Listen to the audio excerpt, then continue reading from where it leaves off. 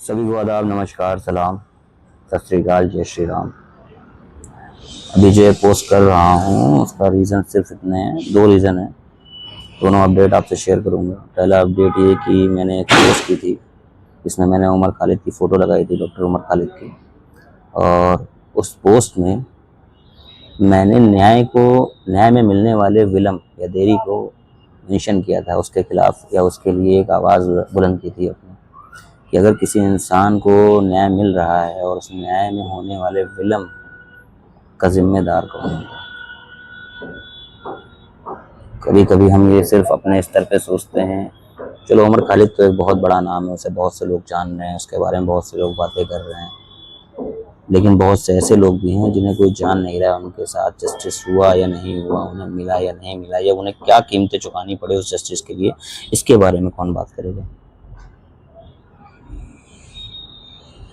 मैंने अपनी आंखों से अपने कुछ तजुर्बे हासिल किए हैं, जो मैंने खुद जाने हैं कि मतलब किसी गरीब आदमी को न्याय पाने के लिए कितना संघर्ष करना पड़ता है। हो सकता है उसे अपनी रोजी रोटी से हाथ धोना पड़े, उस दिन का उसका घर ना चले। हो सकता है उसके पास किराए के लिए पैसे ना हो कचहरी तक जाने के लिए। और माफ़ कीजिएगा कि आपको लगता है कि ये लोग इतने अवेयर होते हैं कि मतलब इन्हें किन्हीं संस्थाओं का पता हो, तो इतना भी नहीं। हमारा इंडिया अभी अपडेटेड हो गया है। जाके आप हकीकत में और धरातल पे जाके देखिए, आपको समझ में आ जाएगा कि कितने दिन कितने वक्त लग जाते हैं लोगों को और कितनी कीमतें चुकानी पड़ती हैं, खासकर एक गरीब आदमी को। मेरा जो मेन मकसद था उसमें वहाँ पर सिर्फ यही दिखाना था, यही क्वेश्चन पूछना था कि एक गरीब आदमी को जो कीमतें चुकानी पड़ती हैं उसकी भरपाई कौन करेगा। लेकिन वहाँ पर वो उमर खालिद की फ़ोटो लगी थी तो कुछ लोगों को इतना बुरा लग गया कि मैं क्या ही बताऊँ। और बहुत से लोगों को तो कोई रिएक्शन भी नहीं आया। मुझे पता था कि ऐसा ही होगा, क्योंकि उमर खालिद आज की डेट पे एक ऐसा नाम हो गया है कि इससे सब लोग ये समझते हैं कि उसके साथ नाम जुड़ने का मतलब हमारी ज़िंदगी तबाह हो जाना। तो कहीं ना कहीं तो कुछ ना कुछ दहशत उस नाम के साथ जुड़ी है। अब ये दहशत जुड़ी है या जोड़ी गई है, इस पर जवाब आना भी बाकी है। तो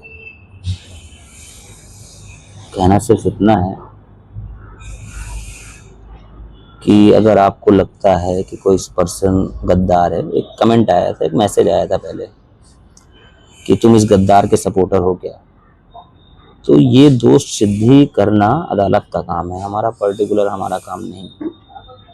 मैंने काफ़ी समझाने की कोशिश की, लेकिन पता नहीं आंखों के सामने क्या पर्दे हैं। इवन फैक्ट्स के साथ मतलब मैंने प्रूव करने की कोशिश की कि आप कैसे कह सकते हो किसी को ट्रेटर, आतंकवादी या देशद्रोही, गद्दार, अगर अभी तक वो प्रूव भी नहीं हुआ है। अभी तक कोई फैसला ही नहीं आया है उससे संबंध में। सिर्फ कही कहलाई बातों पे या सुनी सुनाई बातों पे यकीन करके अगर आप और हम फैसला करने लगे तो फिर अदालतें हटा दीजिए। क्या मतलब है। आप बन जाइए जज, आप ही सुना दीजिए, आप ही कर लड़ लीजिए मुकदमा, आप ही जिता दीजिए या आप ही हरा दीजिए। ये कोई बात तो नहीं होती ना कि तर्क विहीन बात करनी। आप फैक्ट के साथ आइए।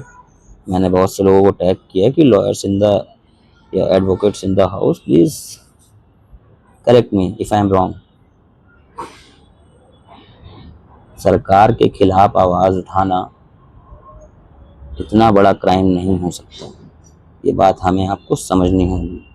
आज उमर खालिद है, कल कोई और भी हो सकता है। तो ये आवाज़ उठाने का मतलब ये नहीं है कि मैं कोई उमर खालिद का सपोर्टर हूँ या फिर मेरा उससे, हाँ, जो बातें उसकी सही हैं तो सही हैं। मैं एक मोहब्बत पसंद इंसान हूँ, नफ़रतों का जिक्र नहीं करता हूँ मैं। तो मेरे फीड्स में भी ऐसा कुछ नहीं आया कि मतलब मुझे ऐसा पता चला हो। मैंने भी जो रिसर्च की तो उसमें भी मुझे कहीं ऐसी कोई चीज़ दिखी नहीं कि जो देश विरोधी लगी हो या फिर मतलब सही ना लगी हो, मुझे अहिंसावादी ना रही हो। लेकिन हम उन चीज़ों को कैसे मैनिपुलेट करके आपको दिखाया गया, आपने हमने क्या क्या देखा। इवन कुछ लोगों तो, अगर मैं अपनी ही बात करता हूँ कि मतलब अभी तक जब मैंने उमर खालिद का नाम सुना था, अभी तक मैंने उसकी शक्ल नहीं देखी थी। सीरियसली मैंने शक्ल नहीं देखी थी, मैंने उसकी शक्ल देखी है आज से तकरीबन 2 हफ्ते पहले, 1.5 से 2 हफ्ते पहले। और जो एजम्पशन होता है कि मैं एज्यूम करता था कि उमर खालिद मतलब एक टेररिस्ट टाइप का पर्सन होगा, जो क्या कहते हैं बड़े से सलवार पठानी सूट में होगा, दाढ़ी बड़ी होगी, पगड़ा साफा बंधा होगा, उसके हाथ में कोई AK-47 होगा, मैं ऐसा एज्यूम करता था। लेकिन यार सीरियसली मैंने देखा तो उसके हाथ में किताबें थी। तो शायद किताबें ही सबसे बड़ी दुश्मन हो गई हैं आज के टाइम पे।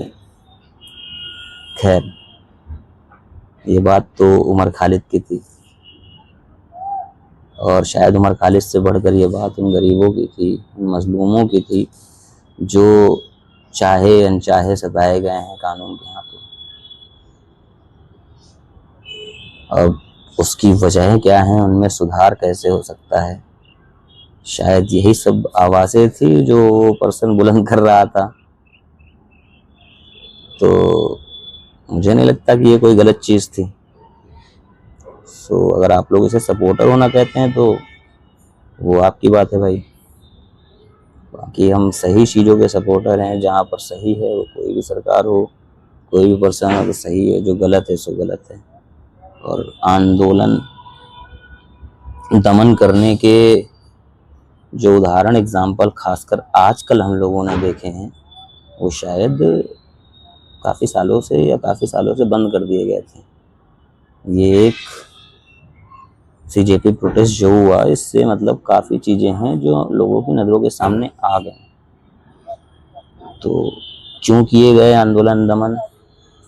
आंदोलनों में ऐसी क्या चीज़ें थी जो उन्हें दबा दिया गया, उनके बारे में जिक्र नहीं किया गया? तो वो सब चीज़ें भी जाननी ज़रूरी हैं। खैर, बस यही कहना था कि भाई साहब नफ़रतें मत पालिए, खासकर सरकार की बातों में आकर, क्योंकि सरकारें किसी की नहीं हैं, ये सिर्फ अपने फ़ायदों के लिए हैं। तो कोई भी चीज़ हो तो उसका सही फैक्ट चेक करें, सही से जानें। अगर हो सकता है मैं भी गलत हो सकता हूँ, मैं भी मेरे सोर्स ऑफ इंफॉर्मेशन गलत हो सकते हैं। तो अगर आपके पास कोई ऐसा सोर्स ऑफ इंफॉर्मेशन है कि जहाँ पर उसे ये घोषित कर दिया गया हो कि उमर खालिद एक ट्रेटर है, या फिर एक अपराधी है, या फिर सॉरी अपराधी तो नहीं कह सकते, एक ट्रेटर है, देशद्रोही है, तो बताइए। और आपको ये भी पढ़ना होगा कि UAPA क्या था, पोटा क्या था, रासुका क्या था, ये सब भी पढ़ना होगा, तब आपको शायद हकीकत का पता चलेगा। तो प्लीज़ सर थोड़ा सा मतलब अपने रिसर्च कीजिए, आपका वीडियो मैं ज़रूर देखूँगा, और बाकी वहीं बातें करते हैं। दूसरी चीज़ कि ऑल इंडिया पीस राइट के बारे में अपडेट देना था। हुआ ये था कि मैं दिल्ली पहुंचा था तकरीबन आज से 7 से 8 दिन पहले, सॉरी 6 दिन पहले। तो मेरी तबीयत हो गई थी ख़राब, मैं काफ़ी ज़्यादा मतलब स्ट्रोक्स का मतलब मौसम का इतना ज़्यादा चेंजेस हुआ बीच में, कहीं बारिश, कहीं ठंड, कहीं गर्मी, तो उस चक्कर में डिहाइड्रेशन भी था, और क्या कहते हैं डाइजेशन वगैरह का भी ज़्यादा प्रॉब्लम हो गया था। तो मुझे एडमिट होना पड़ा था 2 से 3 दिन के लिए। अभी फ़िलहाल रिकवर कर रहा हूँ, जैसे ही से रिकवर करता हूँ मैं कोशिश करूँगा। थोड़ा सा फाइनेंशियल इश्यूज़ भी हैं, व्हीकल ब्रेकडाउन्स के चांसेस भी ज़्यादा हैं, तो I am trying to manage them, then I will start my all India peace right. इंसानियत का इंकलाब, मोहब्बत से बड़ा कोई धर्म नहीं, किनारे के साथ। जय हिंद, जय भारत।